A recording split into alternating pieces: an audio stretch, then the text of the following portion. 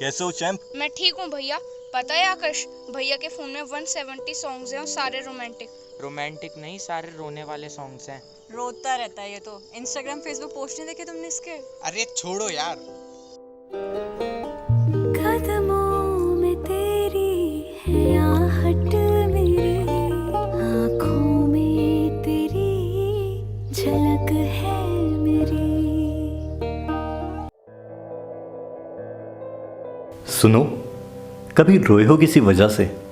कोई बात नहीं, लेकिन अब दोबारा मत रोना उसी वजह से, क्योंकि ये वक्त दिखाई नहीं देता लेकिन बहुत कुछ दिखा जाता है। पर तुम समझने की कोशिश करना। तू बन गया बड़ा अब नजर में मेरी, जो भी दर्द मुझको हो तू दवा है मेरी।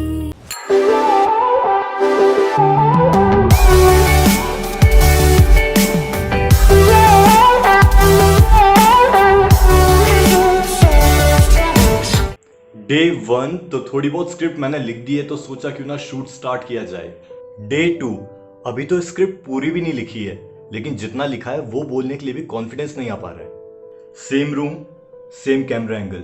डे 3 मुझे समझ नहीं आ रहा है कैसे मैं अपनी स्क्रिप्ट पूरी करूं, कैसे अपनी बातों को आप लोगों के सामने लाऊं। कुछ आएंगे कुछ जाएंगे, जो ठहर गया बस वही तुम्हारा।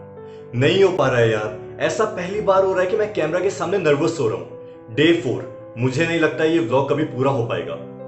अब सोच लिया है, शुरू भी कर दिया है, तो इसे पूरा भी करेंगे। डे 5 महसूस करना, मुझे समझने की कोशिश करना। मेरे ख्वाब को मैंने सबसे छुपा के रखा है, तुम आओगे कभी समझने, ये सपना सजा के रखा है।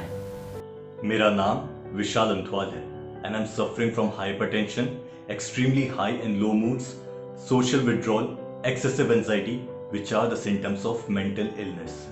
कुछ भी नहीं छुपाऊंगा, बस तुम समझने की कोशिश करना। कहते हैं जितनी उम्र उतने तजुर्बे, लेकिन उनका क्या जिन्होंने छोटी सी उम्र में बहुत कुछ एक्सपीरियंस कर लिया हो। अब आप सोच रहे होंगे मेरी वीडियो से बहुत लोग मोटिवेट होते हैं, तो मैं क्यों नेगेटिव हो रहा हूँ, मुझे किस बात की टेंशन। देखो यार, मैंने बताया था कैमरे के पीछे एक अलग ही दुनिया है, एक अलग ही कहानी है, लेकिन मैंने ये भी कहा था कि आपसे कुछ नहीं छुपाऊंगा, बस तुम समझने की कोशिश करना। समझने की कोशिश करना कि इंसान लोगों में रहकर भी बहुत अकेला होता है, यादों के एक बड़े से मेले में खोया रहता है, और यादों के इसी मेले में खोकर वो खुद की तलाश करना भूल जाता है जो सबसे ज़रूरी है।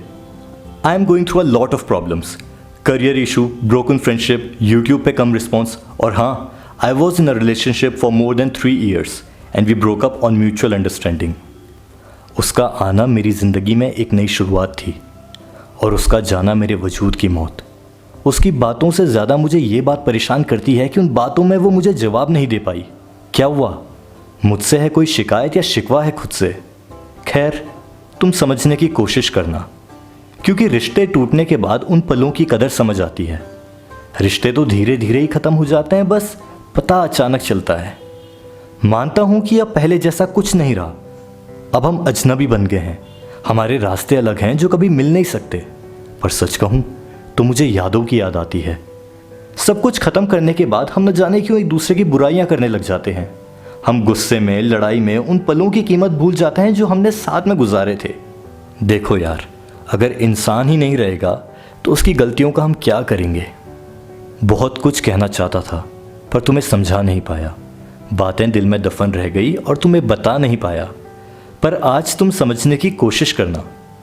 मैं ये नहीं कह सकता जो तुम्हें चाहिए वो तुम्हें मिला या नहीं। हाँ, मैं ये भी नहीं बता सकता कि तुम ठीक भी हो या नहीं। अब आंखें खुली हैं मेरी, तुम्हारे ख्वाब में मैं अब सोना नहीं चाहता। मुझे पता चल चुका है कि मैं कुछ नहीं हूँ तुम्हारा, और अब होना भी नहीं चाहता। तेरा मेरा प्यार एक लड़ाई के जैसा था, शुरू करना आसान, ख़त्म करना मुश्किल, और भूल पाना नामुमकिन। पता है, प्यार बस ऐसी हो जाता है, बिना ज़रूरत के ज़रूरत बन जाता है। अब तुम पूछोगे ये कहानी सच है या झूठ, तो सुनो यार, अब तुम समझने की कोशिश करना, क्योंकि ये कहानी हम सब की है। ऐसी कहानियों की शुरुआत में हमेशा डर लगता है, और इन्हीं कहानियों के ख़त्म होने पर हम उदास हो जाते हैं। लेकिन जो वक्त इस कहानी के बीच का है, उसमें हम जीना सीखते हैं, बस तुम समझने की कोशिश करना, क्योंकि इसे हम जिंदगी कहते हैं।